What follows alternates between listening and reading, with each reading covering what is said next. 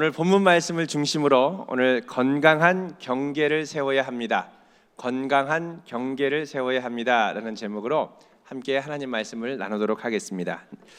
지난주 전 세계를 들썩이게 했던 소식이 하나 있습니다. 그것은 독일의 어느 세계적인 자동차 메이커 회사 하나가 소비자들에게 거짓말을 해서 속여가면서 자동차를 판매했다가 그것이 이제 들통난 사건입니다. 우연히 모르고서 속인 것이 아니었습니다. 의도적으로, 조직적으로 교묘하게 속였던 것이 드러났습니다. 이 회사는 디젤차를 잘 만드는 것으로 유명했습니다. 디젤이라서 힘도 좋을 뿐만 아니라 연비도 좋고 또 환경 오염 물질도 적어서 아주 좋은 평판을 얻고 있었습니다. 그래서 이들이 개발한 엔진을 클린 디젤이다 이렇게 이름을 붙였습니다. 그런데 알고 보니 이것이 조작이었던 것이 드러난 것입니다. 자동차 매연 성분을 검사할 때만 교묘하게 이 프로그램을 작동할 수 있도록 해놔서 이 질소 산화물과 같은 오염 물질이 아주 적게 나오는 것으로 이 측정 결과가 나오도록 이 자동차의 작동 상태를 바꿔놨습니다. 정상적인 운전 상태에서 이제 이 오염 물질들을 측정을 하면 공인 측정 결과보다 무려 적게는 10배에서 최대 40배나 많은 이 발암 물질이 나오는 것으로 나타난 것입니다. 사실 이 회사가 세계 최대의 자동차 메이커로 성장하게 된 것은 지금부터 5년 전인 일본의 이 토요타 자동차 덕분이었습니다. 이 토요타는 당시에 세계 1위의 자동차 메이커였습니다. 그런데 가속 페달에 결함이 있어서 이것이 종종 빈번한 이 교통사고를 유발시켰음에도 불구하고 이 결함 사실을 오랫동안 비밀에 붙이고 쉬쉬했습니다. 자, 자동차를 많이 파는 것에 그리고 세계 1위의 자동차 메이커라는 지위를 유지하기 위해서 안간힘을 쓰며 거짓말을 쳤던 것입니다.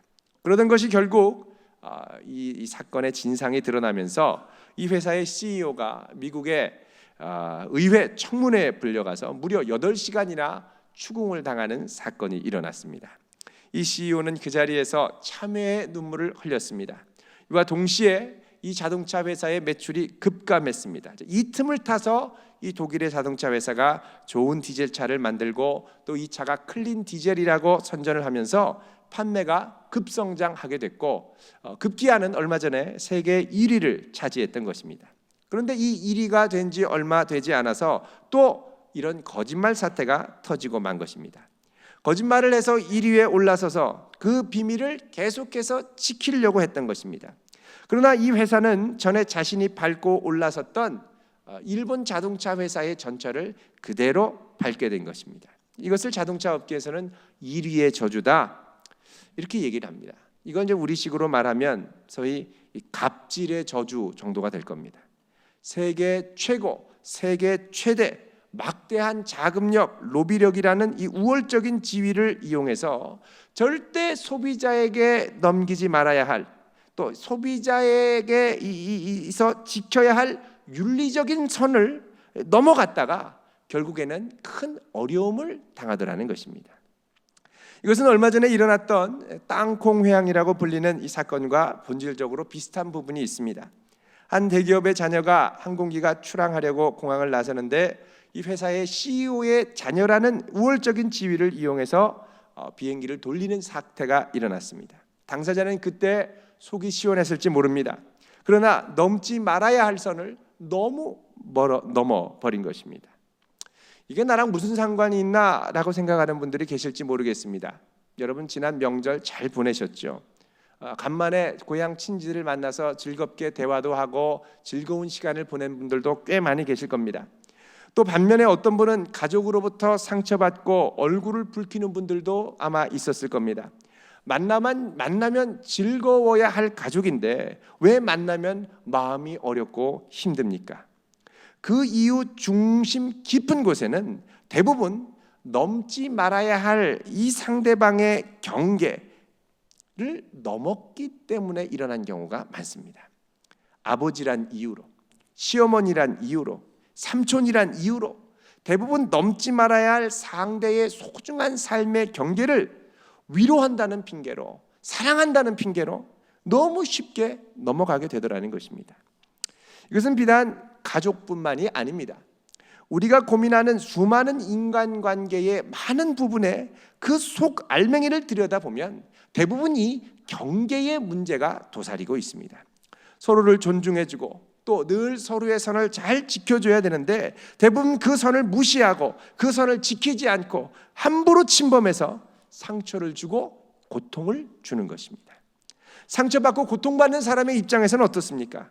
가족이기 때문에 또 나보다 위에 있는 어른이기 때문에 갑의 위치에 있기 때문에 우리는 너무나도 쉽고 빈번하게 내 불편한 속내를 드러나지 못한 채로 상처와 고통을 일방적으로 받기만 합니다. 속으로는 분노가 일어나죠. 그러나 높은 지위 앞에 있는 그 가족, 그 사람 앞에 함부로 표출할 수도 없습니다. 그러니까 속으로 억누르고만 있는 것이죠. 자, 이걸 너무 억누르다 보면 이게 화병이 됩니다. 여러분, 화병이라는 말은 특별히 우리나라에서 두드러지는 정서 현상으로 미국에 있는 정신의학회에 등재된 공식 명칭이 될 정도로 유명한 사건입니다. 여러분, 우리 안에 겉으로 표현되지 못하고 속으로 삭힌 분노가 너무너무 많이 우리의 속을 갉아먹을 때가 있다는 것입니다. 야곱의 생이 그랬습니다. 삼촌 라반, 장인 어르신 라반이 이 장인 어른이라는 우월적인 지위를 이용해서 야곱이 살아가면서 지켜주어야 할, 존중해 주어야 할 그의 삶의 경계를 너무나도 자주 그리고 깊숙하게 침범을 했습니다. 라반과 같이 다른 사람의 삶의 경계를 쉽게 침범하는 사람의 몇 가지 특징이 있습니다. 첫 번째는 양극성입니다. 양극성. 무슨 말이냐? 앞에서는 좋게 얘기합니다. 그런데 뒤에서는 험담을 하고 꼭 그 사람의 뒤통수를 칩니다. 그 사람을 인정하고 신뢰하는 것 같지만 그 속에 보면 불신하더라는 거예요.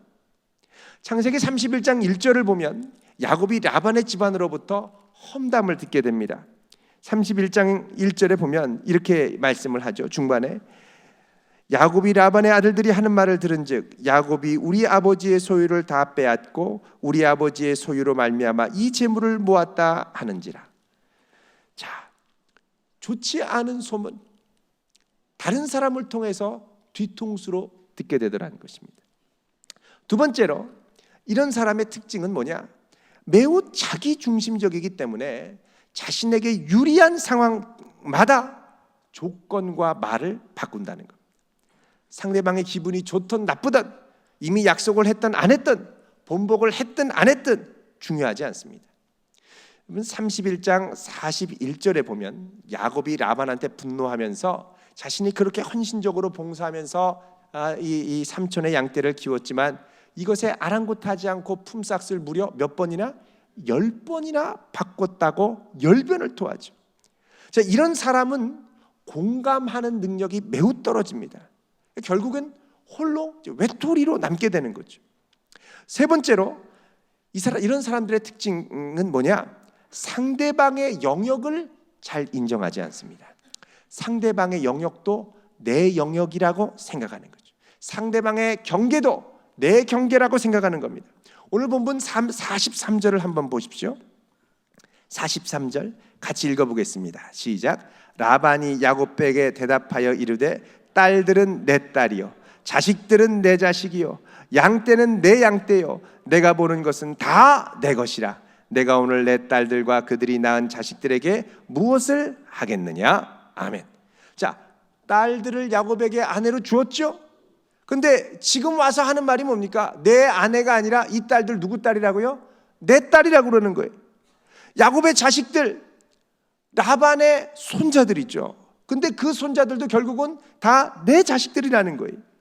또 야곱이 정식으로 품삯을 정하고 10번이나 바꿨지만 그 가운데서도 악착같이 모았던 삶의 재산들, 양떼들, 이것도 다 뭐라 그러냐? 내 양떼라고 그러는 거예요. 그러더니 이게 이 욕심이 더했는지 한술 더 뜹니다. 뭐라 그러냐? 지금 내가 보는 것은 다 내 것이다. 막 나가기 시작하는 거예요. 그렇기 때문에 여러분, 이런 사람들은 자기 것이라고 생각하는 무언가를 상대방이 갖고 있다라는 이 낌새, 느낌이 들면 못 견뎌야 합니다. 저거 내 건데 왜 건드냐는 거죠. 내가 침발라놨는데 왜 건드냐는 거죠. 아예 대놓고 막 공격적으로 막 덤벼드는 사람도 있고, 또 어떤 사람들은 때로 그 공격적이었던 사람이 공격으로 안 되면 아주 교묘하게 상대방을 자기 수하로 굴복시키고 자기 것으로 주장하기 위해 감언이설을 하게 됩니다. 아니, 라반이 어떻게 하다가 이런 성격을 형성하게 됐을까요? 정확하게 성경은 말씀하지 않습니다만 이걸 추측하게 하는 단서가 있습니다. 그게 뭐냐? 바로 라반 가정의 계보입니다. 원래 라반의 아버지는 부두엘이고, 부두엘의 아버지, 그러니까 라반의 할아버지가 누구냐면 나홀입니다. 이 나홀은 아브라함과 형제지간입니다.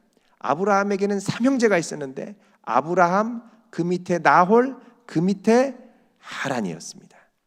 근데 셋째 동생 하란은 일찍 죽고 그 두 자녀가 남는데 아들 롯이 있고 딸 밀가가 있었습니다. 롯은 나중에 아브라함을 따라 하나님의 부르심을 입어서 본토 친척 아비집을 떠나 하나님이 가라고 하는 가나안 땅으로 가게 됐죠.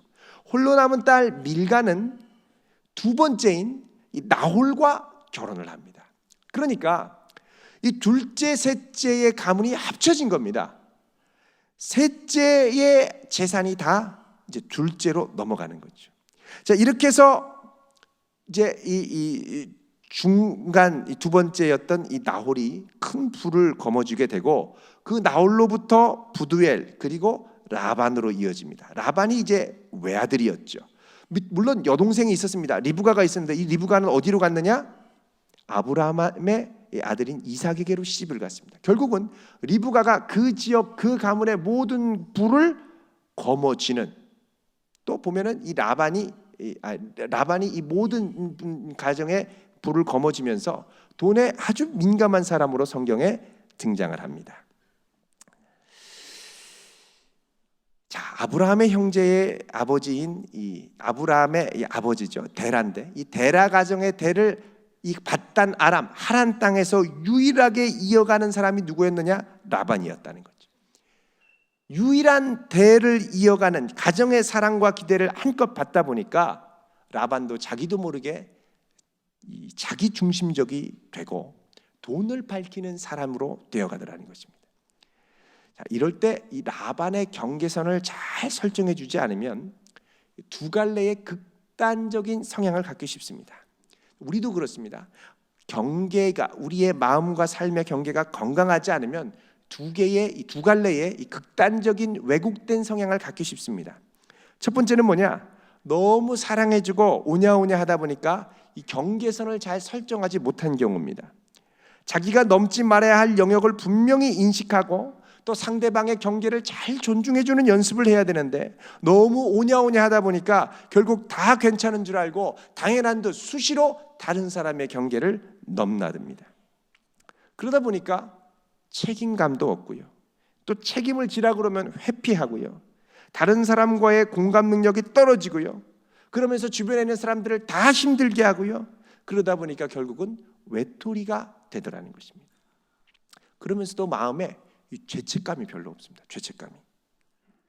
그래서 다 성인이 돼서도 잘 모릅니다. 또 이런 자녀는 나중에 커서 부모님과 자기중심적으로 큰 자녀들, 부모님과 친밀한 관계를 형성하기가 쉽지가 않습니다. 왜? 공감 능력이 떨어지거든요. 커서도 당연히 자기 중심으로 해야 하는 줄 압니다. 그러니까 부모님 말을 잘 못 듣죠. 그리고 자기 필요한 것만 말을 합니다. 돈 달라, 차 사달라. 여러분, 부모님의 입장에서는 내가 이 아이를 얼마나 사랑하고 사랑하기 위해서 애를 썼는데 나한테 이러느냐? 아마 그렇게 생각할 수 있습니다. 그러나 분명한 것은 경계선을 가르쳐주지 않으면 나중에는 이렇게 될 수 있다는 겁니다. 이 경계를 아는 과정이 힘듭니다. 이 경계를 넘어간 것에 대해 책임을 지게 하는 과정은 종종 회초리와 징계와 회개를 동반합니다. 잠언 22장 6절에 이렇게 말씀합니다. 마땅히 행할 길을 아이에게 가르치라. 마땅히 행할 길을 가르치라는 거예요. 그리하면 늙어도 그것을 떠나지 아니하리라. 무슨 말이냐? 경계를 잘 가르쳐 주라는 것입니다. 반대로 이 경계를 너무 억압하는 경우가 있습니다. 부모가 자녀를 너무 엄격하게 원칙 중심으로 키우다 보면 자녀들은 자기가 하기 싫은 것도 억지로 강압적으로 따라가게 되죠. 자기 경계를 세울 틈도 없이 밀어붙입니다. 그러면 힘없는 자녀는 결국에는 순응하지만 그 속에 커다란 분노를 갖고 있습니다. 어떤 부모는 갑자기 폭발적인 분노로 자녀들의 경계선을 수시로 허물어 버릴 때가 있습니다. 너 내가 말하는 대로 왜 안 하냐? 너 왜 나를 화나게 하느냐? 폭발하면서 자녀의 삶을 불쑥 들어가죠. 자, 이렇게 되면 자녀가 그때는 말을 듣는지 모르지만 나중에 자라면 부모를 슬금슬금 피하게 됩니다. 왜요? 자기 경계선이 늘 위협받기 때문에 안정감을 느끼지 못하기 때문에 그렇습니다. 그러니까 자녀들이 성인이 돼서 부모와 친밀하고 신뢰 있는 관계를 갖지 못하는 경우는 대부분 이 경계의 문제, 경계선의 문제에 문제가 있습니다. 자, 라반과 같은 부모 스타일은 전형적으로 자녀의 경계를 침범하는 스타일입니다. 자녀를 독립적인 인격체로 보지 않습니다. 내 뜻대로 통제해야 하는 내 소유와 같이 보는 거죠. 자, 이런 통제를 위해 다 자란 자녀를 부모님이 제일 많이 이 통제하기 위해 사용하는 방법이 무엇입니까? 바로 물질입니다. 물질. 돈이죠. 라반은 야곱을 통제하고 부리기 위해서 딸 둘을 볼모로 해서 14년간 이익을 취했습니다. 그것도 모자라서 품삯이라는 달콤한 제안으로 6년을 야곱을 더 묶어뒀습니다. 자, 생각해 보십시오. 야곱이 라반이 정한 품삯을 취하면서 라반에게 고마워했을까요? 아, 삼촌이 나에게 이런 양을 주시니 고맙다 이렇게 생각했을까요? 아니요. 정말 10번이나 바꾸면서 변덕스럽게 그러면서 주는 걸 보면 아마 양을 받고도 속으로 치를 떨며 분노했을 겁니다. 여러분, 다 큰 자녀들을 돈으로 통제하려고 그럴 때 바로 이런 현상이 일어납니다. 돈을 주는 것이 상대방의 마음까지 통제하고 소유할 수 있는 것으로 착각하는 거죠. 근데 자녀들은요, 돈 받으면서 부모에게 분노합니다. 받으면서 분노해요. 부모의 입장에서는 황당하죠. 아니, 내가 그동안 이 아이를 얼마나 물질적으로 도와주고 생각해줬는데 받을 때는 고맙다고 해놓고서는 이제는 화를 내냐, 기가 막히다 이렇게 생각할 수 있습니다. 그런데요, 물질적으로 도와주면서 너무 쉽게 주변 사람의 경계선, 이 라반 같은 경우는 야곱의 경계선, 또 사위의 경계선, 또 딸의 경계선 막 침범하죠. 그래서 여러분, 자꾸 내가 뭘 해주면서 상대방을 통제하고 죄책감 갖게 하면서 말을 듣게 하려고 해서는 안 됩니다. 도와야 할 때는 바라지 말고 그냥 줄 수 있어야 됩니다. 주고 잊어버려야 됩니다. 그렇지 않으면 자꾸 생각하면 내가 이것도 줬는데 저것도 해줬는데 자꾸 이러면 요구하게 되고, 요구하다 보면 자녀의 가슴에 분노를 쌓게 만듭니다. 당장 말 못해서 그렇죠. 오랫동안 쌓아뒀다가 언젠가 눈물과 분노와 죄책감과 미안함이 함께 섞인 아주 묘한 마음으로 쏟아낼 때가 온다는 것입니다. 야곱 보십시오. 라반의 갑질과 수시로 일어난 경계 침범에 무려 20년을 이를 악다물고 참고 참았습니다. 그러다가 20년 지나고 나니까 마음에 쌓아두었던 걸 이 계기가 돼서 폭발시키죠. 근데 폭발시킬 때 어떻게 하느냐? 36절 보십시오. 야곱이 노하여 라반을 책망할세. 자, 어른이 밑에 사람한테 노하고 책망해야 되는데 아랫 사람이 어떻게 해요? 노하고 책망한다는 겁니다. 이게 이 야곱이 보통 분노가 아닙니다. 웬만하면 참는 사람인데 참다 이제 폭발시키는 거죠. 여러분, 이럴 때 우리는 어떻게 해야 되겠습니까? 우리는 이 허물어진 경계를 살피고 다시 이 경계를 세울 수 있어야 합니다. 서로 침범하지 않을 경계를 세우고 그 경계를 존중하겠노라고 인정하고 결단해야 하는 것입니다. 여러분, 44절 말씀 같이 읽어보겠습니다. 시작. 이제 오라, 나와 내가 언약을 맺고 그것으로 너와 나 사이에 증거를 삼을 것이니라. 아멘. 자, 너와 내가 너와 내가 언약을 맺고 증거를 삼자. 자, 증거는 뭐냐? 돌무더기를 쌓는 겁니다. 그런데 언약의 내용은 뭐냐? 52절 있죠? 같이 읽어보겠습니다. 시작. 이 무더기가 증거가 되고 이 기둥이 증거가 되나니 내가 이 무더기를 넘어 내게로 가서 해하지 않을 것이요 내가 이 무더기 이 기둥을 넘어 내게로 와서 해하지 아니할 것이라. 자, 한마디로 하면 서로의 영역을 잘 존중해주고 이제부터는 넘어가지 않겠다는 약속입니다. 한마디로 말하면 좀 서운할 수 있지만 거리를 두고 살겠다는 겁니다. 아니, 이거 너무 가혹한 거 아닙니까? 여러분, 그래도 힘들긴 했지만 그래도 내 장인어른인데, 내 시부모님인데, 내 아버지인데, 내 어머니인데, 이런 생각 충분히 들 수 있습니다. 그러나 거리를 두고 그 거리를 인정하지 않으면 계속해서 분노와 사랑이 뒤범벅돼서 교차하는 애증의 관계가 발전이 됩니다. 그게 점점 고통스러워지죠. 떨어지려고 그러면 죄책감이 들고요. 여러분, 경계라는 건 뭐냐? 내가 누구인가를 보여주는 것입니다. 나의 정체성을 나타내는 거죠. 어린아이들 자라기 시작하면 말 배우죠. 자, 말 배우면서 조금 있다 보면 가장 자주 하는 말 중에 하나가 뭐냐? 싫어라는 얘기입니다. 이리 와라, 싫어. 빠빠 먹자, 싫어. 집에 가자, 싫어. 응아하자, 싫어. 숨 쉬어봐라, 싫어. 다 싫다고 그럽니다. 여러분, 왜 자꾸 싫다고 그럽니까? 내 삶의 경계선이 이거다라는 울타리치는 연습을 하는 겁니다. 이 경계선은 하나님의 성품에서도 비롯됩니다. 여러분, 창세기에 보면 하나님도 이 경계선을 그어주면서 자신의 정체성, 당신의 정체성, 그리고 동시에 우리의 정체성을 규정하십니다. 아담과 하와를 만드시고 제일 처음에 에덴 동산에 두시면서 하신 말씀이 뭐냐? 너희들이 이 동산 안에 다 할 수 있다. 그러나 안 되는 게 있다. 하나님이 싫어, 하나님이 안 되라고 하는 게 있다. 그게 뭐냐? 바로 선악과를 먹는 것이다. 이 선악과의 경계는 하나님을 하나님 되게 하는 것이기 때문에 절대 이것 넘어오면 안 된다라고 말씀하는 겁니다. 그리고 이 경계선을 지킬 때 인간이 인간다워지는 것입니다. 자, 이런 면에서 선악과는 하나님과 사람 사이의 경계에 반드시 필요한 겁니다. 근데 사람이 하나님처럼 되려고 이 경계를 넘었다가 어떻게 됩니까? 하나님이 분노하시고 죄가 찾아오고 관계가 깨지게 됐죠. 자, 하나님과 우리 사이의 경계는 반드시 필요합니다. 그래서 이 경계를 잘 지키라고 이스라엘에게 주신 게 뭐냐? 바로 율법입니다. 율법은 부정적으로 생각하면 지킬 수도 없는 걸 왜 주셨어? 할 수 있습니다만 긍정적인 기능은 뭐냐? 하나님의 백성으로 하지 말아야 될 것, 하나님의 백성다운 것이 무엇인가를 알려주는 경계선의 역할을 한다는 것입니다. 자, 그의 백성이 이 경계선을 잘 지켜야 되는데 건강한 경계선을 설정하지 못하면 어떻게 되느냐? 하나님과 애증의 관계가 시작이 됩니다. 하나님이 이스라엘을 미워하죠. 왜 안 듣느냐는 거예요. 왜 안 지키냐는 거예요. 그러나 내가 너를 내치려고 그러면 내 가슴이 뜨거워서 견딜 수가 없구나. 하나님과 이스라엘의 애증 관계가 시작되는 거예요. 이스라엘도 하나님이 버리신 것 같죠. 왜 버리시고 이렇게 고통스럽게 합니까? 원망하죠.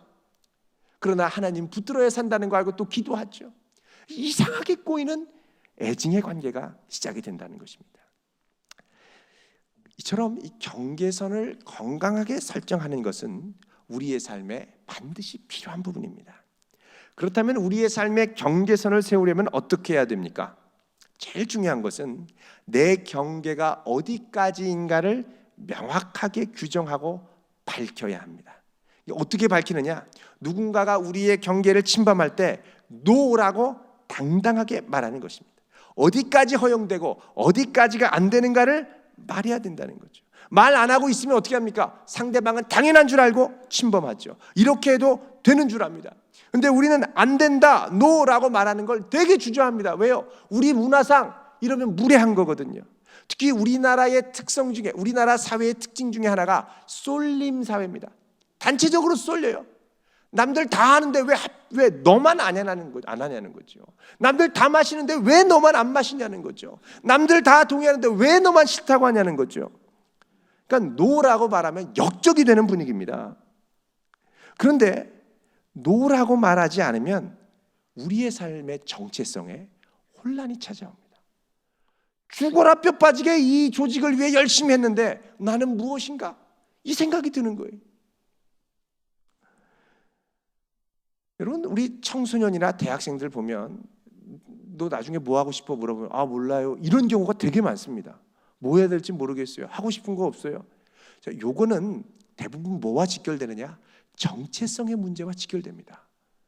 내 삶의 명확한 경계가 무엇인지 잘 모르기 때문에 어디까지 가야 되고 어디까지 가지 말아야 되고, 내가 누군지를 알아야 하고 싶은 게 나오는데 내가 누군지를 잘 모르니까 이거 하는 게 맞는지도 모르겠는 거예요. 여러분, 또 상대방이 우리한테 내 경계는 이겁니다라고 노라고 밝힐 때도 누가 노하면 우리는 일단 얼굴부터 붉어집니다. 요것이 감이 안 된다고 말해? 요 버릇없는 것 언젠가 두고 봐라. 요 버르장머리를 고쳐놓으리라. 여러분, 이건 버르장머리를 고쳐놓을 게 아니라 인정해야 될 겁니다. 아, 이게 그 사람의 경계구나. 존중해줘야죠. 무슨 내가 볼 때는 예스인데 무슨 노라 그러냐? 인정할 수 없어. 그리고 넘어가면 라반이 되는 겁니다. 라반 기지. 여러분, 우리 상대방의 노를 기분 나빠하지 않을 수 있도록 받아들이는 훈련을 해줘야 됩니다. 여러분, 생각해 보십시오. 라반이 야곱의 경계를 깔끔하게 인정해 줬습니까? 물론 맹세를 하고 계약을 맺긴 맺지만 깨끗하게 인정하지 않았습니다. 충분히 끝까지 내 거라고 우기죠. 라반 입장에서는 인정하려면 억울한 게 많다는 겁니다. 여전히 딸들 내 딸이고 손자들 내 손자들, 야곱의 것 다 내 거라는 거죠. 여러분, 이거를 다른 사람이 받아들이고 인정하려면 은혜가 필요합니다. 하나님의 간섭하심이 필요합니다. 여러분, 오늘 이렇게 못된 라반이 야곱과 경계를 세우고 맹세를 하는 이유가 뭡니까? 하나님이 야곱과 라반 사이에 중재하셔서 간섭해 주셨기 때문에 가능합니다. 라반의 꿈속에 나타나셨기 때문에 그 거칠고 아나무인이던 라반이 결국 꼼짝 못하고 경계를 맺더라는 거죠. 돌무더기를 쌓고 라반은 여갈사하두다라고 얘기를 합니다. 여갈사하두다는 라반이 사는 밧단 아람 지역의 아람 방언입니다. 증거의 무더기란 뜻이죠. 또 이 똑같은 여갈사하두다를 이 야곱은 뭐라 그러냐? 갈르엣이라고 그럽니다. 47절 나눠주 2번에 보면 히브리 방언으로 갈르엣이다. 뜻은 증거의 무더기다라고 그럽니다. 결국 같은 증거의 무더기를 서로 다른 지역의 언어로 칭한 거죠. 그런데 이 증거의 무더기를 표현하는 이 표현이 이 갈르엣과 여갈사하두다 말고 또 다른 표현이 있습니다. 바로 49절입니다. 우리 49절 읽어보겠습니다. 시작. 또 미스바라 하였으니 이는 그의 말에 우리가 서로 떠나 있을 때에 여호와께서 나와 너 사이를 살피시옵소서 함이라. 자, 여러분, 이 증거의 무더기를 라반이 뭐라 그러냐? 미스바라고 합니다. 여러분, 미스바라는 말은 망대라는 뜻이 있습니다. 망대는 뭐합니까? 위에 올라가서 아래 동태를 살펴보는 거죠. 무슨 뜻이냐? 하나님께서 망대 위에서 야곱과 라반을 보듯이 우리 사이를 감찰하시겠다는 겁니다. 그러니까 라반이 이제부터는 하나님의 임재를 의식하기 시작했다는 것을 의미합니다. 야곱과 함께 하시는 하나님을 알았고 야곱의 삶의 경계에 침범하는 걸 하나님이 기뻐하지 않는다는 걸 깨닫기 시작했다는 거죠. 그래서 라반이 뭐라 그러냐? 53절에 이렇게 고백을 하며 맹세합니다. 53절 읽습니다. 시작. 아브라함의 하나님, 나홀의 하나님, 그들의 조상의 하나님은 우리 사이에 판단하옵소서 하며 야곱이 그의 아버지 이삭이 경외하는 일을 가리켜 맹세하고 아멘. 자, 아브라함의 하나님, 이거는 야곱의 할아버지의 하나님입니다. 나홀의 하나님, 이거는 라반의 할아버지의 하나님입니다. 그러니까 양가의 두 할아버지의 하나님, 선조들의 하나님, 동일한 하나님인데 이 하나님이 그 선조들과 함께 하셨던 것처럼 너와 우리 사이에 함께 하기를 원한다. 그러니까 하나님이 보시니 서로의 경계를 침입하지 않겠다, 이 의미입니다. 이렇게 맹세를 하고 어떻게 합니까? 그 증거로 함께 식사를 나눕니다.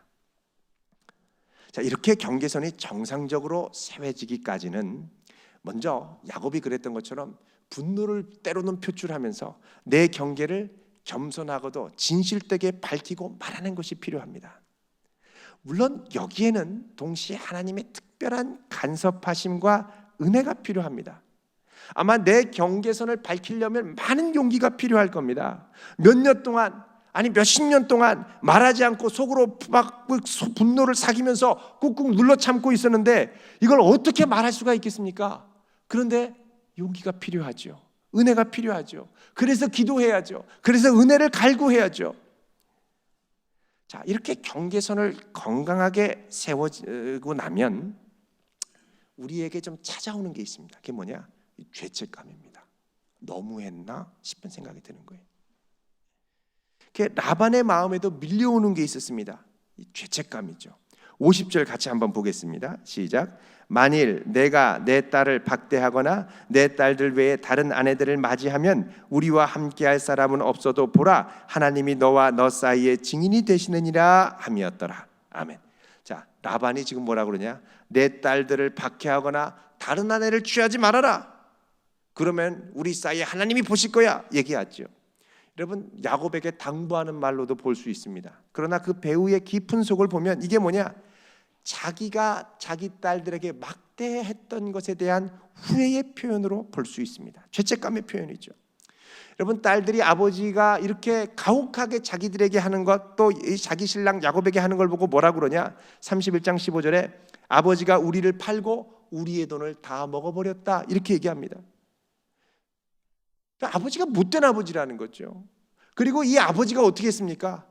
원래는 야곱이 라헬 한 사람만 좋아해서 라헬하고만 결혼하려고 그랬는데 이 라헬과 결혼하려는 첫날 밤을 속여서 레아를 줬죠. 그러니까 한 아내만 취하려고 했던 야곱에게 또 다른 아내를 취해 준 겁니다. 결국 자기가 다 못된 짓 해놓고서 야곱한테는 하지 말라는 거예요. 마치 너는 나처럼 살지 말아라 이렇게 말하는 거랑 똑같습니다. 그러니까 이 라반의 마음에도 이 경계선을 세우면서 지난 시간에 대한 후회와 죄책감이 몰려오더라는 것입니다. 여러분, 경계선이 건강하지 않은 사람에게 자주 나타나는 특징이 바로 이 죄책감의 문제입니다. 이게 어딘지를 깨닫고 명확하게 하거나 명확하게 하는 걸 통보받으면 이제 미안한 마음이 몰려오는 거예요. 이걸 아는 사람은 심지어는 이거를 악용하기도 합니다. 가끔씩 보면 내가 너를 어떻게 대해줬는데 어쩌면 나한테 이럴 수 있느냐, 너를 위해 얼마나 희생했는데 이러냐, 내가 죽어 없어져야 조금이라도 섭섭해 하겠느냐, 별의별 말을 다 하면서 몰아갑니다. 자, 이런 죄책감의 문제가 자꾸 올 때 우리에게 필요한 건 뭐냐? 건강한 거리두기입니다. 건강한 경계선을 세우고 가능한 서로의 경계에 익숙해질 때까지, 이걸 인정하고 존중해 줄 때까지 기다리면서 기도해야 하는 것입니다. 여러분, 오늘 말씀을 정리하도록 하겠습니다. 지금 내 주변의 관계는 어떻습니까? 가장 가까운 가족, 친척, 교우와의 관계 가운데 건강한 경계를 세워가고 또 용기 있게 노라고 말할 수 있고 또 상대방의 노 역시 인정하고 받아줄 수 있겠습니까? 아니면 고통 가운데 있습니까? 주의 은혜를 구할 수 있기를 바랍니다. 건강한 관계로 성숙한 성도의 삶을 이어갈 수 있기를 주님의 이름으로 축원드립니다. 기도하겠습니다. 거룩하신 하나님,